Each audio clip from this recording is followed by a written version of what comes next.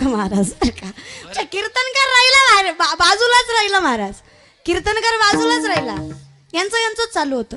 आता कारण असं आहे महाराज, माणसाला याची गरजच नाहीये. कीर्तन केलं बास झालं.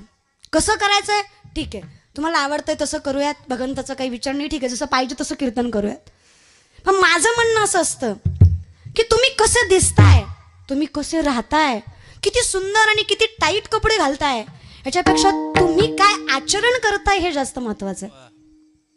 मग कधी कधी मला कुणी सुद्धा की कधी कुणीही मला कीर्तनाच्या आधी बघावं, मी कधी सुद्धा कीर्तनकाराच्या पोशाखात नसते.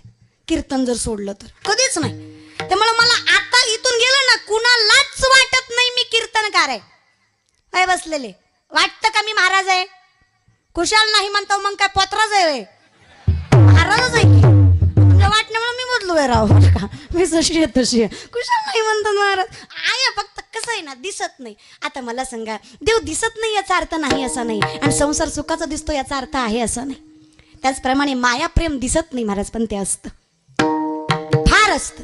आम्ही करतो तो स्वार्थापोटी परमार्थ, पण भगवंत आपल्यावर प्रेम करतात ते निस्वार्थीपणे. कारण प्रेमच त्याला म्हणतात जे निस्वार्थीपणे केलं जातं.